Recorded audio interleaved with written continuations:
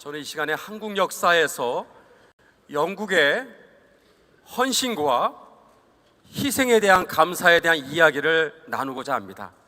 기대가 되시죠?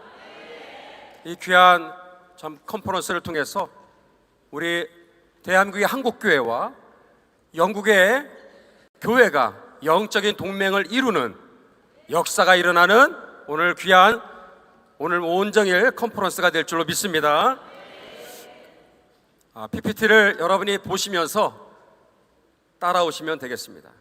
제목은 이렇게 정해봤습니다. 한국 역사에서 영국의 헌신과 희생에 대한 감사입니다. 여러분, 영국은 한국교회 부흥과 대한민국의 번영과 발전에 기초를 놓은 너무나 고마운 나라입니다.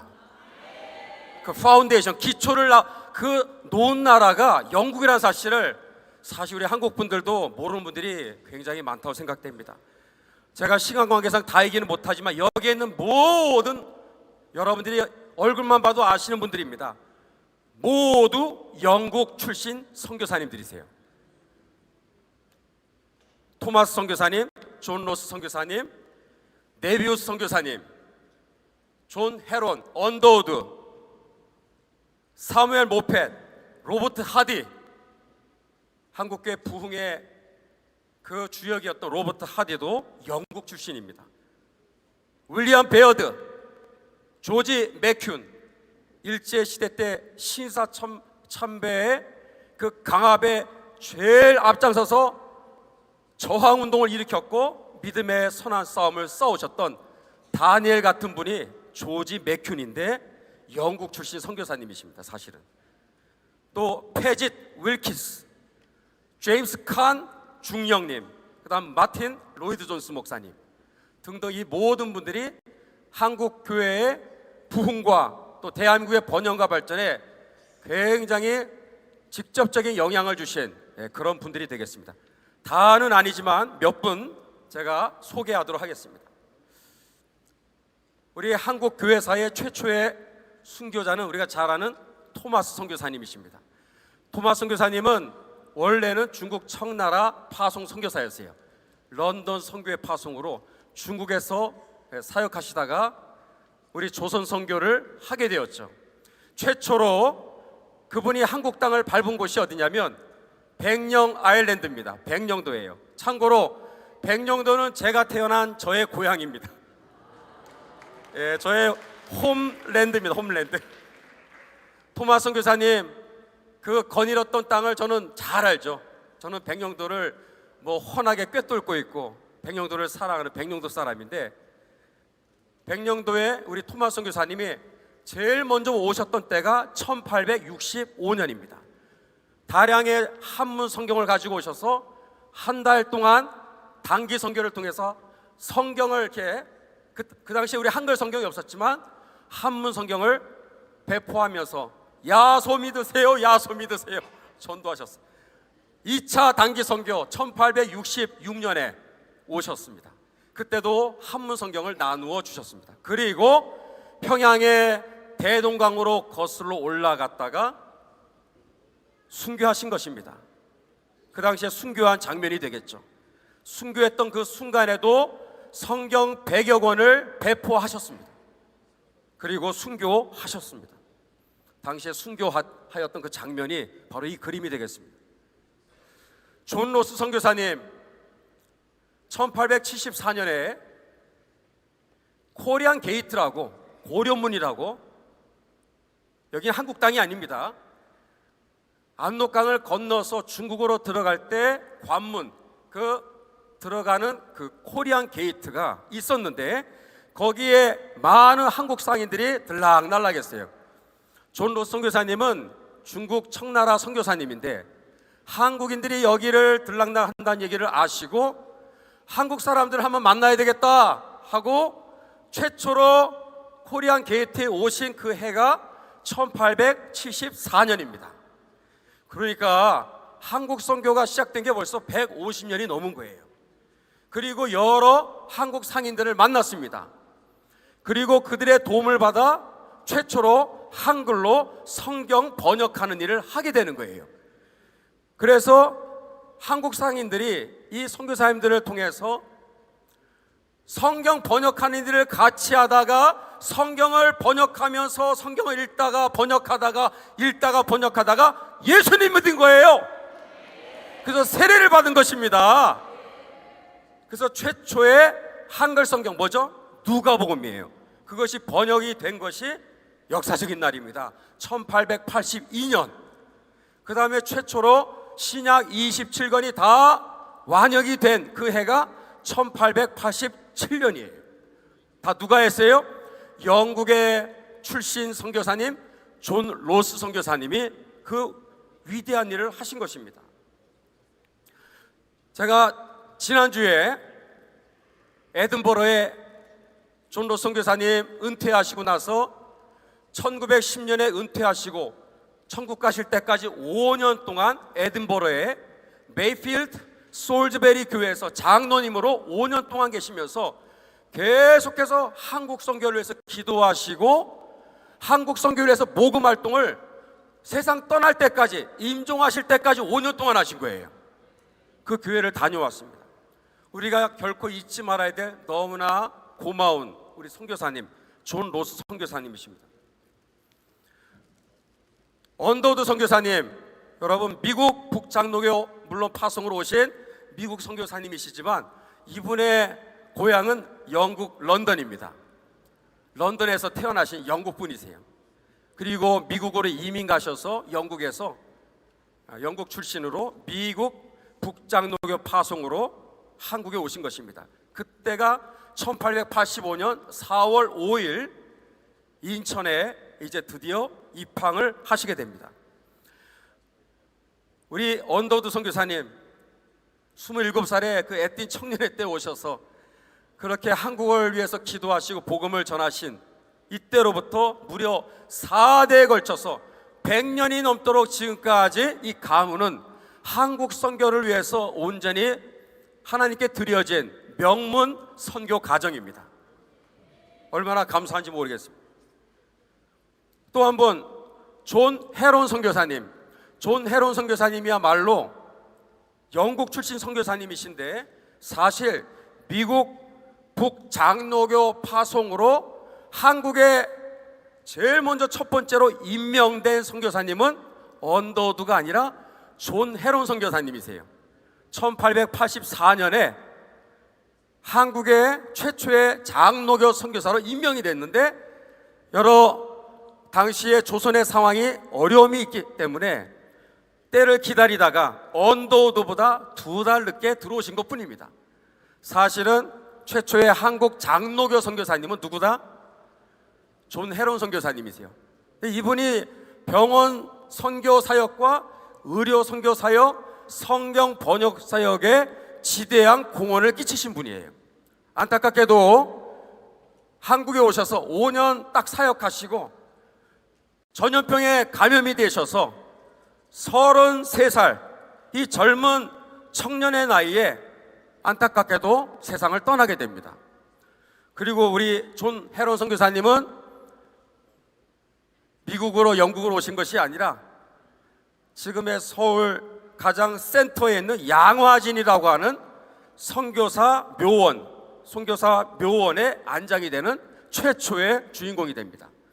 거기에 지금 현재로는 한 수백 명이 거기 안장되어 있는데 최초로 선교사 묘원에 제일 먼저 여기에 유해가 안장된 분은 누구다?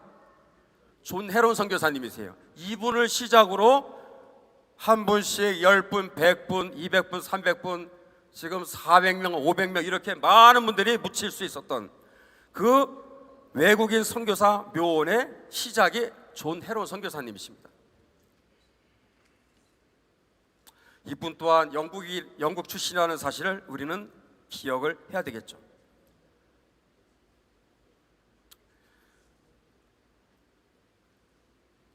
또 한 번 소개하겠습니다. 한국교회 아버지 그러면 누군지 아세요? 사무엘 모페 선교사님이십니다. 정확히 말하면 스코틀랜드 혈통의 선교사님이시죠. 왜 이분이 한국교회 한국교회 아버지라고 불리워지느냐? 간단하게 제가 이렇게 정리해놨는데 1890년에 한국에 오셔서 무려 46년 동안 사역을 하셨어요. 그 기간 동안 여러분 놀라셔야 돼요. 1,000개의 교회를 개척하셨어요. 1,000개의 교회를.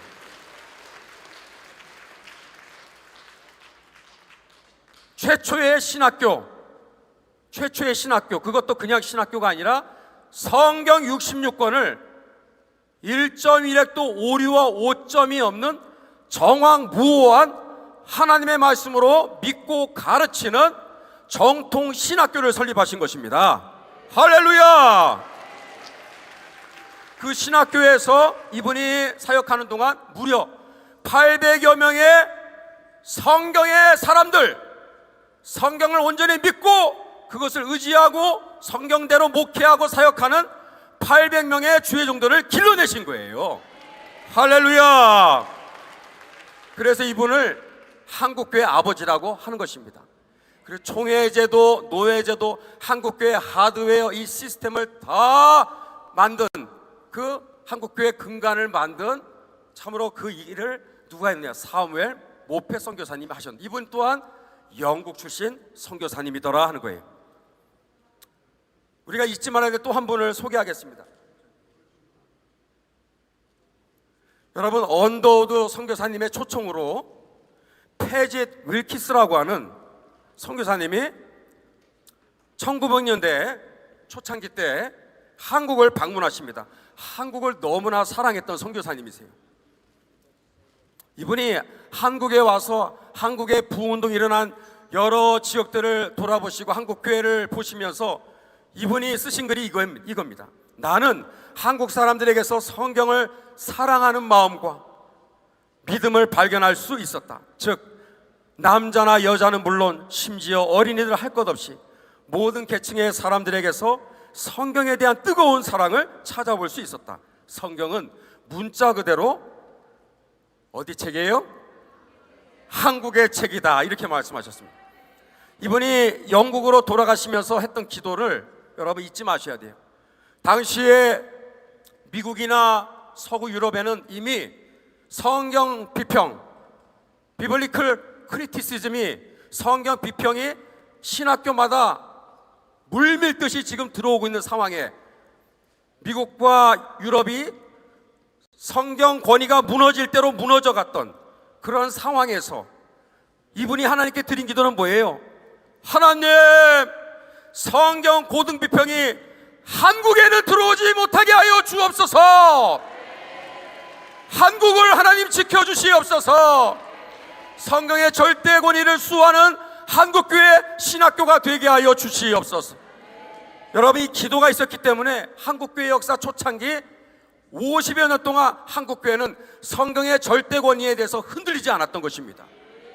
그 전통이 지금까지 왔기 때문에 한국교회는, 대한민국은 OECD 국가 중에서 유일하게 동성애를 지금까지도 막아서고 있는 그 힘의 동력이, 그 저항운동의 동력이 여러분 성경을 하나님의 절대 권위의 말씀으로 믿고 의지하는 믿음에서 시작된 것입니다. 그 하나님을 높여드립니다. 찬양합니다.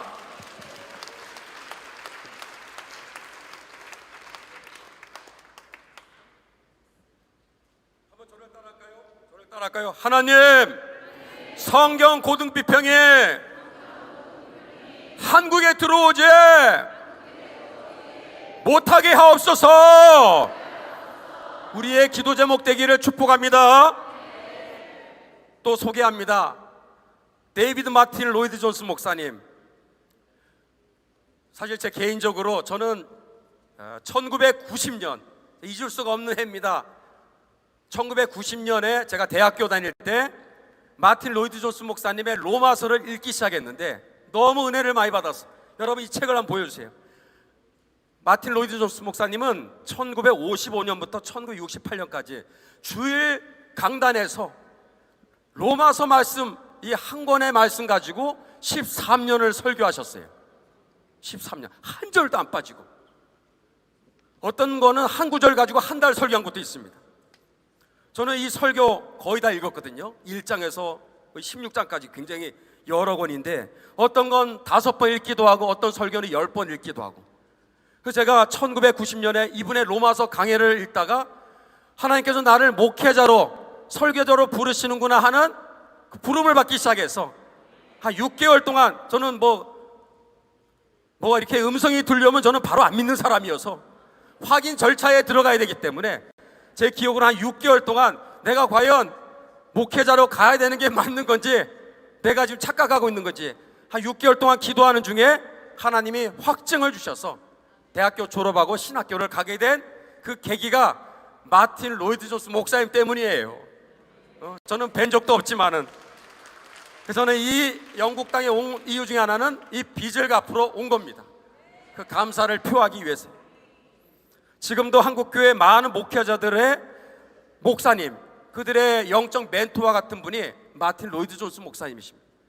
여러분들도 꼭 한번 책을 읽어서 같은 은혜를 함께 나눌 수 있으면 좋겠습니다. 저는 이 시간에 이 강의의 후반부는 6.25 한국전쟁에 대한 이야기를 좀 나누고 저는 아마 마무리할 것 같습니다. 영국을 생각하면 너무나 눈물 나는 것은 우리 한국교회 사회에 복음을 전해주시고 수많은 선교사님들을 파송해 준 것도 너무나 감사한데 우리나라 한국 현대사의 가장 최대의 위기는 6.25 한국전쟁이었어요. 나라가 거의 망할 뻔했습니다. 그 망해가던 나라, 이 자유민주주의를 지키기 위해서 세계 수많은 나라들이 파병국가로 이 땅에 오셨는데 그 중에 영국이라는 이 나라의 그 희생과 그 헌신은 우리가 잊을 수가 없는 겁니다. 그 얘기를 잠깐 좀 나누겠습니다. 코리안 워, 6.25 전쟁이잖아요. 6.25 전쟁을 한마디로 정의하면 뭐냐? 소련과 중공의 지원을 받은 김일성 공산 집단의 기습 남침입니다. 김일성이라고 하는 저 북한 독재 정권의 저 우두머리, 저 김일성이가 소련의 스탈린을 만나서 전쟁, 남침 전쟁 허락을 받는 그 날이 1950년 4월 10일입니다. 중국의 모택동에게도 가서 또 허락을 받고 또 지원 요청을 하게 되는 그 당시에 찍은 사진이 되겠습니다. 그래서 여러분 6.25 한국전쟁 때 중국 공산당이 얼마나 많이 개입했느냐, 3년에 걸쳐서 무려 누적 통계 숫자입니다. 300만 명이 여기에 불법으로 개입한 거예요. 300만 명이 60만 70만 정도가 아닙니다. 300만. 우리 대한민국의 자유를 수호하기 위해서 오셨던 유엔군들이 싸웠던 대상은 대부분 중국 공산당이었습니다. 그래서 많은 희생이 있었던 것입니다. 병력 지원, 파병국가 16개 나라입니다. 미국 다음으로 가장 많은 군인들을 파병해준 너무나 고마운 나라가 영국이에요. 제가 오늘 여기 책을 영문으로 우리 대한민국 5천만 국민들을 대표해서 정말 대한민국의 자유를 위해서 싸워주신 16개 나라 포함해서 세계 67개국의 이 수많은 나라들에게 감사를 표하고 싶어서 몇 년 전에 이 책을 썼는데 감사하게 영문으로 번역이 되어서 출간이 되었습니다. 이 책의 서문에 보게 되면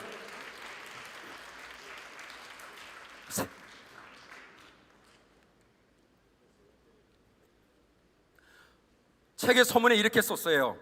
전투 파병 16개국, 의료 지원 6개국, 물자 지원 38개국, 전후 복구까지 있습니다. 7개국 다 해서 67개국이나 됩니다.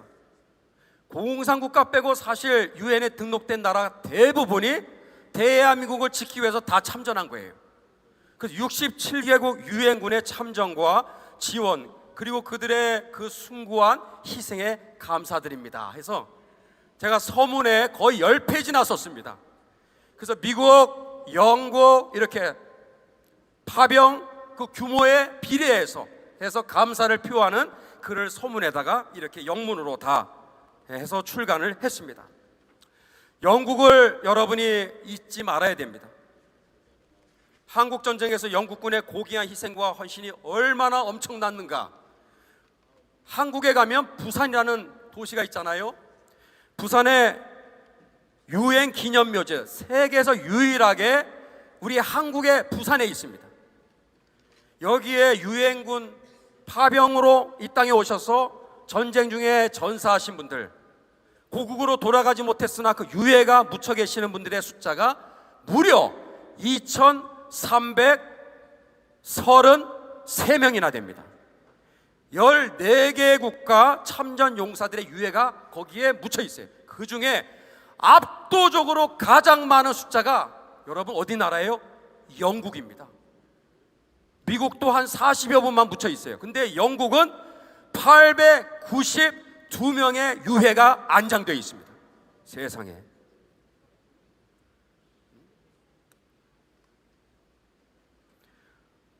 영국은 6만 2천 명의 병력을 파병해 주었습니다. 그리고 주로 중국 공산당과 싸웠습니다. 그 결과 전사자 1257명, 부상 2647명이나 됩니다. 이거는 대한민국의 경기도 가평에 있는 영연방 참전 기념비 그 탑을 여러분이 보고 계시는 거예요. 이게 1975년에 건립된 겁니다. 50년이 됐죠. 여러분, 여기 임마누엘 센터잖아요. 여기에서 조금만 걸어서 템즈강 그 강변에 코리안 월 미모리얼이라고 하는, 바로 이 여러분 영국의 런던에 한국전 참전 기념비가 있다는 사실 아십니까? 바로 여기 근처입니다. 여기에 뭐라고 써 있어요? 이렇게 써 있습니다. 대한민국의 자유와 민주주의의 수호를 위한 영국군 장병들의 희생에 감사드립니다.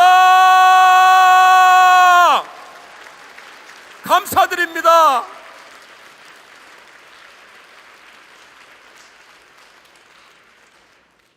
저는 할 수만 있다면 여기라도 한번 걸어서 함께 가서 감사의 마음을 함께 표하는 그런 시간이 있었으면 참 좋겠다 하는 생각을 갖게 됩니다. 제가 구체적으로 몇 개만 정말 드리도록 하겠습니다. 영국군이 6.25 전쟁 때 얼마나 많은 희생을 치렀는가. 여러분, 이 사진은 아시는 분들은 많이 잘 알고 있는 사진입니다. 장진호 전투. 저 북한 공산 집단이 점령하고 있었던 북녘 땅을 향해서 유엔군이 이제 북진해서 올라가지 않습니까? 그러다가 중국 공산당에게 둘러싸여서 많은 이제 희생을 치르게 됩니다. 대표적인 전투가 장진호 전투예요. 우리는 장진호 전투 그럼 미군의 희생만 생각하는데, 여기에 여러분 여기에 있는 시신들은 싸워서 전사한 전사자가 아니라 추위에 얼어 죽어가지고 동사되어서 일어나지 못하고 세상을 떠난 참전 용사들입니다. 체감 온도가 영하 40도나 됐다고 그래요. 총이 나가지를 않았다고 그래요. 다 얼어가지고. 여기에 지금 누워 계시는 동사자들은 누굴까? 미국 해병대원들의 시신이고요, 또한 영국 해병대원들의 시신입니다. 같이 이렇게 지금 있는 것입니다. 이분들의 희생이 있었기 때문에 여러분, 북진 과정에서 장진호 전투, 아군보다 10배 이상의 중국 공산당에 둘러싸여서 포위망을 뚫고 나무로 퇴각하는 보름 동안의 전투가 장진호 전투예요. 이 장진호 전투에 수천 명의 미국과 영국 군인들이 희생을 했어요. 그 결과가 엄청납니다. 그 보름 동안에 중국 공산당의 남진을 막아주는 골든타임이 있었기 때문에 그 시간 동안 북한 땅에 있었던 대부분 크리스찬들이에요. 기독교인들. 이들이 배를 타고 LST 선박에 몸을 싣고 자유의 땅 나무로 탈출할 수 있는 시간을 벌어준 거예요. 그래서 바로 위에서 미국 해병대원과 영국 해병대원이 싸우고 있는 그 시간에 북한 주민들이 자유를 찾아 이제 탈출에 성공하는데 몇 명이나 탈출하는지 아십니까? 무려 10만 명 이상이 자유를 얻게 된 거예요. 이게 바로 그 당시에 배에 타는 아주 감격스러운 장면입니다. 배에 올라탄 이 배는 이제 메러디스 빅토리였죠. 전체 14,000명이 탔던 배입니다. 마지막으로 출항했던 배예요. 그래서 다 합쳐보니까 14,000명, 그리고 그 앞에 이미 다 떠났던 배들 다 합쳐보니까 무려 10만 명의 북한 주민들이 자유와 해방을 얻게 되었는데, 이게 그냥 주어진 것이 아니라 그 앞에서 미국과 영국의 군인들이 목숨 걸고 중국 공산당과 싸워서 그들의 남진을 막아줬던 그 시간 동안 이들이 생명을 얻게 된 줄로 믿습니다. 저는 이 시간에 오늘 마지막에 꼭 드리고 저는 이제 물러날 거예요. 그게 뭐냐? 영국 그러면은 6.25 한국전쟁 때 가장 대표적인 전투가 뭐냐면 글로스터 고지 전투입니다. 글로스터 고지 전투. 한번 따라해 볼까요? 글로스터 고지 전투. 요거 글로스터라는 고지는 경기도 파주에 있는 235m 산을 말하는 것입니다. 그 산을 영국 군인들은 알기 쉽게 글로스터 힐, 그렇게 명명을 한 거예요. 1951년 4월 22일, 여러분 중국 공산당이 130만 명이, 여러분 130만 명이 대한민국이 허리가 있으면 서해안에서 동해안까지 이 넓은 지대를 한꺼번에 51년 4월 22일을 기해서 일제히 남진을 합니다. 몇 명이? 130만 명. 우리 코리아의 역사는 반만년이에요. 거의 뭐 900회 이상의 외적의 침입을 받았는데, 반만년 역사를 통틀어 볼 때 단일 침략 사례로 한 번에 가장 많은 외적이 침입한 사례는 언제냐? 1951년 4월 22일부터 25일까지 4일 동안 전개된 중국 공산당 130만 명의 대공세입니다. 이거는 전에도 없었고 앞으로도 이러한 숫자는 깨지지 않을 겁니다. 반만년 역사에 한 번의 단일 침략으로 130만 명이 침입해 들어온 사례는 없어요. 6.25 때 시작할 때 북한 김일성 공산 세력 20만 명, 고작 20만 명이 내려온 것도 그 난리인데, 여러분 51년 4월 다시 한번 켜주세요. 이 4월 22일을 기해서 중국의 모택동은 작심한 거예요. 야, 전쟁을 더 이상 질질 끌지 말고 이참에 끝내자. 그래서 수도 서울을 빼앗고 남한 전부 다 점령해서 한반도의 공산화, 적화 통일을 완성하자 작심하고 1951년 4월 22일 밤 10시부로 일제히 130만 명이 쳐내려온 거예요. 그 중에서도 가장 치열했던 전투가 벌어진 것이 어디냐면, 그들의 목표의 가장 핵심은 수도 서울을 빼앗는 것이기 때문에 그 위로 올라가면 수도 서울을 진입해 내려갈 때 반드시 건너야 되는 게 임진강입니다. 임진강. 그래서 임진 리버 배틀이라는 말이 나오는 거예요.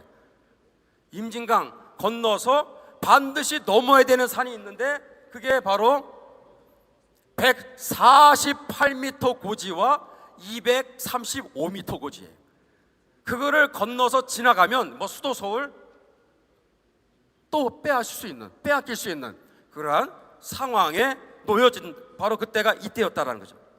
자, 여러분 중국의 이 모택동이가 5월 1일부로 아예 이 전쟁을 끝내고 공산화 통일을 완성하려고 D-Day를 삼은 거예요. 자, 그래서 벌인 전투가 이 전투입니다. 무슨 전투? 글로스터 전투예요. 글로스터 전투. 자, 그 당시의 그림입니다. 글로스터 전투. 이 글로스터 전투 좀 이따 소개하겠고요. 이 전투를 이해하려면 그 앞에 있었던 중성산입니다. 우리 잘 알려져 있지 않은 산인데 148m 고지. 제가 여기 오기 전에 지난 7월 25일에 이 두 산을 오르락 내리락 다 했습니다. 오기 전에. 그래서 제일 먼저 148m 얼마 되지 않아요. 여기 올라갔습니다.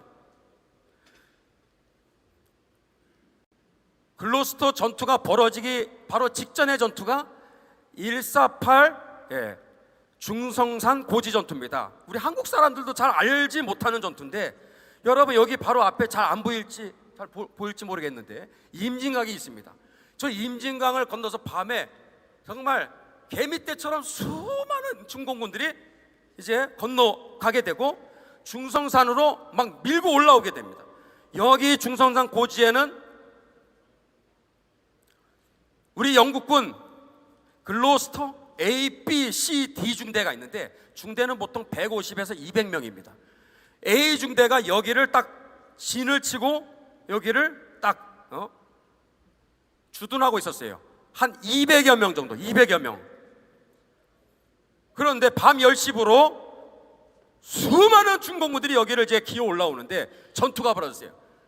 수십 배 이상의 그러한 중공군과 맞서서 얼마 안 되는 200명이 맞서 싸우는데 몇 시간을 싸워요? 6시간을 싸웁니다. 밤 10시부터 새벽 4시까지. 그러다가 탄약이 다 떨어져 버렸어요. 더 이상 싸울 수가 없죠. 그래서 대부분의 중대원들은 이 정상고지에서 다 전멸합니다. 전멸하는 거예요. 그때 마지막 끝까지 싸우다가 전사하신 이분을 우리는 잊으면 안 되는 거예요. 누구예요? 메이저는 소령입니다. 패트릭 안쥐어라고 하는 중대장님이세요. 이분이 여기에서 중대원들과 함께 거의 몰살당한 거예요. 몇몇 정말 생존하시고 대부분은 다 여기에서 전멸하셨습니다.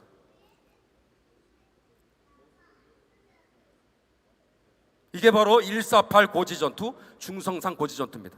제가 지난 보름 전에 올라가서 찍은 사진입니다. 떼약볕에 한번 올라갔는데요, 여기가 바로 그 중대원들 전부가 6시간을 중공과 싸우다가 모두가 다 전사한, 거의 대부분 전사한 장소가 되겠습니다. 수도 서울에 대한성공의 서울 주교자 성당이라고 있습니다. 광화문에 우리 거룩한 방파제 집회하는 바로 거기에 늘 보는 여러분들 항상 있는 바로 그 자리 옆입니다. 여기 한번 제가 들어가 봤는데 맨 본당 앞에 오른쪽 코너에 보니까 6.25 한국전쟁 때 이 중성산 전투와 글로스터 전투를 잊지 말자 해서 6.25 추모 전시관을 만들어 놨어요. 오른쪽에 있는 요 사제분들, 4-5분들 6.25 때 공산군에 의해서 학살당한 분들입니다. 그리고 안에 들어갔더니 이렇게 돼 있어요. 눈으로 한번 보세요. 지금 제가 설명한 그것을 추모하는 글귀입니다. 또 3년 동안 6만 2천 명이 싸워준 고귀한 희생, 헌신을 잊지 말자. 우리 기억하겠습니다. 그 문구가 있고요. 그 다음 여기 참 제가 감동받은 게 이겁니다. 또 글로스터셔 레지먼트인가요? 레지먼트 연대죠. 여기에 눈을 한번 크게 뜨고 봤는데 여러분 이 뭐예요? 누구예요? 아까 제가 보여드렸던 메이저 패트릭 안쥐어라는 이름이 여기 선명하게 찍혀 있죠. 중성산에서 싸우다가 전사하신 중대원들과 함께 전사하신 바로 그 중대장님의 이름이 여기에 있고요. 또 사병들, 분대장 이름 다 있는 겁니다. 여러분 이 148 고지가 끝나고 나서 거의 몇 명만 극적으로 빠져나와서 차를 타고 5분밖에 안 걸려요. 뭐 걸어서도 내려갈 수 있는 밑으로 내려오면 235 고지, 여기가 바로 한국말로는 설마리 고지라고 하는데 알기 쉽게 글로스터 힐이라고 말하는 것입니다. 여기에서 중공군과 최후의 항전이 벌어지는 거예요. 그게 4월 22일부터 25일까지 4일 동안 진행이 되는 것입니다.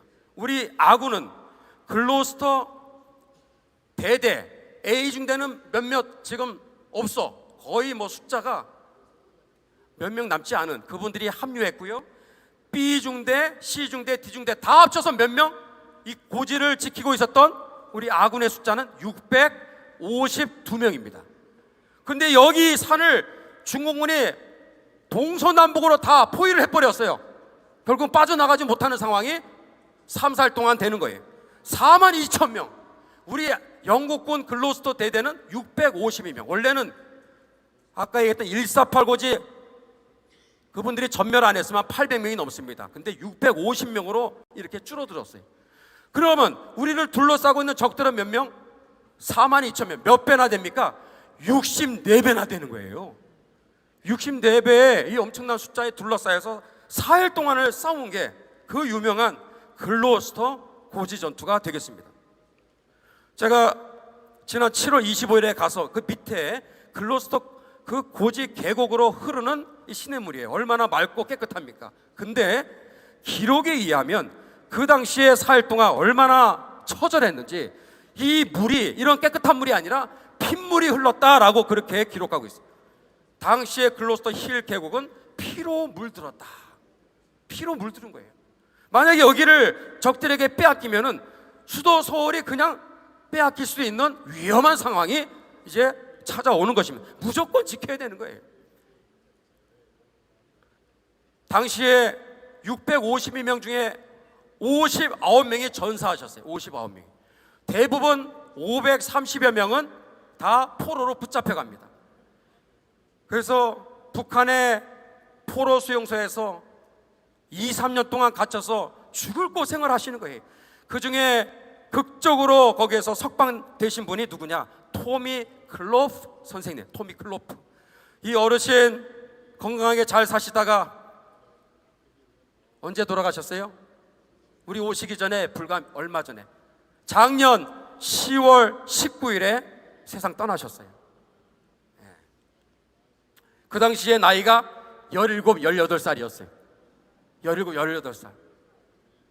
여기도 17, 18, 좀 아까 보니까 있던데, 그 애띤, 그 학생회 때 대한민국을 지키려고 이 땅에 오셔서 4일 동안 글로스터 고지에서 싸우시고 2, 3년 동안 북한의 평창리 정치범 수용소에 수감되셔서 죽을 고생을 하신 그 기억을 떠올리면서 I am lucky, 나는 행운아야, 나는 그래도 운이 좋았어 라고 말씀하시면서 한국전쟁을 잊지 아니하시고 한국을 사랑했던 귀한 어르신입니다. 여러분, 이때 생존하여서 결국은 빠져나오신 분들은 전체 불과 67명밖에 되지 않습니다. 67명만 생존하시고, 대부분은 800여 명이 넘는 이 대대원 중에 67명만 생존하시고 대부분은 다 전사하시고 부상당하신 거예요. 이분들의 전투가 너무나 중요하고 그리고 고귀할 수밖에 없는 것은 수많은 전투들 중에 하나가 아니라, 여러분, 전투라고 해서 다 똑같은 게 아닙니다. 전략적으로 반드시 막아서야 되는 전투가 있는 거예요. 그게 바로 이 글로스터 힐고지였어요. 그 결과가 뭐냐? 글로스터 힐 고지 전투의 결과는 정말 상상을 초월하는 거예요. 148, 235 힐 배틀에서 치러진 글로스터 대대원들의 고귀한 희생과 헌신은 매우 놀라운 결과를 가져온 거예요. 몇 가지로 설명하면, 첫 번째, 국군과 유엔군이 안전하게 후방으로 철수함으로 중공군에게 반격을 가할 수 있는 시간을 벌어준 겁니다. 즉, 방어에서 공격으로 전환할 수 있는 전환점이 된 전투가 글로스터 힐 전투예요. 또 중공군의 침략으로부터 수도 서울과 더 나아가 우리 자유 대한민국을 지켜낸 그 배후에 보이지 않는 숨은 주역들, 숨은 히어로들, 그 역할을 했던 분들이 누구냐면 글로스터 대대원들 800여 명의 고귀한 희생과 헌신 덕분인 줄로 믿습니다.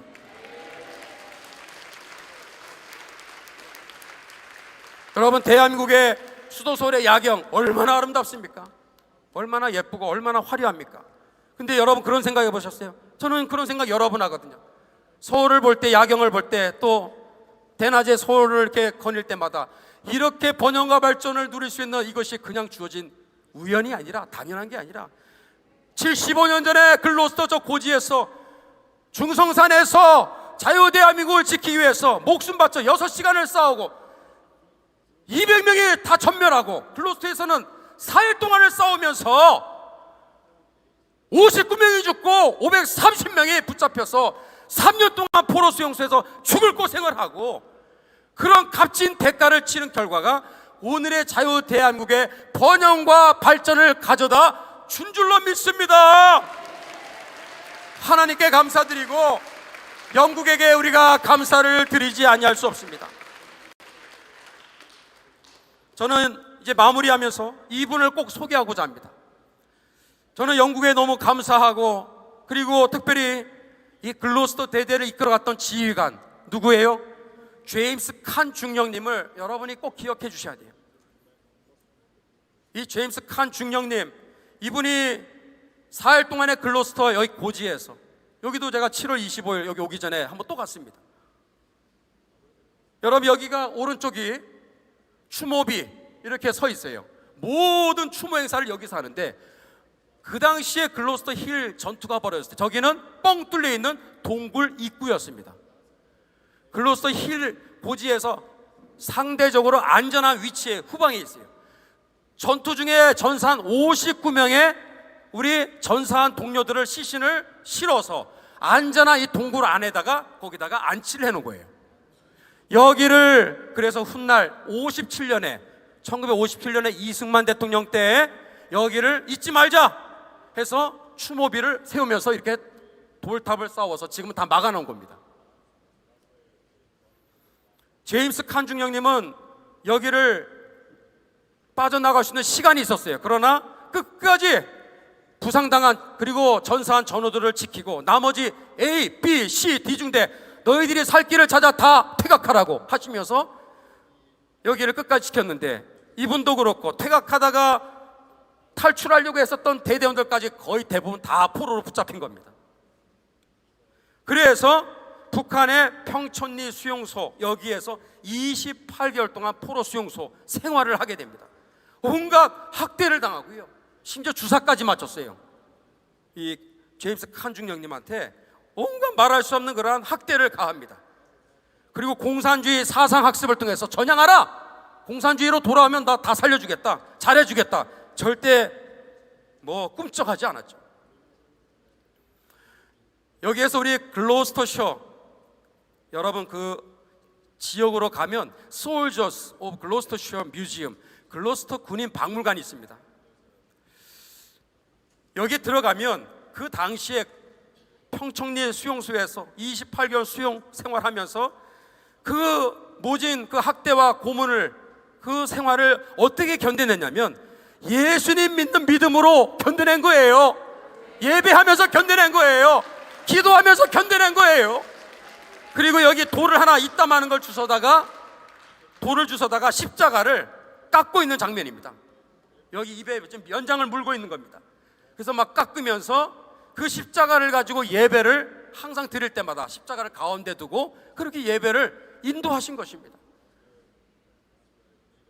이분이 포로 수용소에서 제작한 이 십자가 원본은, 진품은 어디 있느냐? 지금의 영국 글로스터 대성당 안에 잘 전시되고 있습니다. 이게 진짜예요. 이거를 이렇게 이분이 직접 깎은 겁니다. 여러분, 감사한 일을 소개합니다. 2016년 4월 22일, 한 10년 전이죠. 글로스터 고지가 있는 곳이 경기도 파주잖아요. 그 파주시에서 영국의 글로스터시와 자매도시 협약을 체결합니다. MOU를 체결해서 우리 함께 같이 이 전투를 기념하자 사업을 하게 됩니다. 그래서 글로스터시에서는 나토 연합군 기지를 뭐라고 명명해요? 그 중성산과 글로스터 바로 앞에 있는 임진강 그 이름을 따서 임진 기지로 그렇게 명명을 했고, 글로스터 군인박물관에 글로스터 독스라는 지점에서 200m 구간을 파주길이라고 이게 바로 파주길입니다. 글로스터에 있는 파주길 200m의 이 길을 파주길이라고 명명을 하게 된 거죠. 그리고 경기도 파주에 글로스터 영웅의 다리가 있는 거 여러분 아세요? 그리고 설마리 영국군 추모공원을 파주시에서 많은 돈을 들여서 만들었습니다. 소개하겠습니다. 이거는 파주길입니다. 제가 이거 7월 25일에 찍은 사진입니다. 너무너무 아름답더라고요. 여러분, 이 출렁다리라고 그러는데 이 출렁다리의 이름이 글로스터 영웅의 다리인 거 아세요? 글로스터 영웅의 다리. 너무 잘 만들어놨어요. 길이가 150m, 높이가 거의 한 100m 됩니다. 굉장히 높은 곳에 안전하게 아주 잘 지어놨습니다. 글로스터 영웅의 다리, 또 글로스터 히어로즈 브리지, 라고 이렇게 명명을 하게 된 것입니다. 너무나 잘하고 있는 겁니다. 또 영국군 설마리 전투 추모 공원입니다. 들어가는 입구에 지난 7월 25일에 찍은 사진입니다. 또 이렇게 꽃들도 있고 이렇게 추모 행사 때 찍은 사진이 되겠습니다. 저는 우리와 함께 같이 영어 여러분 할 수 있는 분들은 여기 오신 한국 분들은 5천만을 대표해서 한국 교회를 대표해서 오신 줄로 믿습니다. 그래서 여기에 계신 영국 분들을 향해서 우리가 이 정말 당신들의 고귀한 희생을 잊지 않겠습니다 라는 정말 고백을 함께 했으면 좋겠는데, 한번 영어로 한번 같이 한번 여러분 천천히 한번 읽어볼까요? 마음을 담아서 같이 시작. We will never forget the noble sacrifice made by British soldiers in the Korean War to protect the freedom of Korea.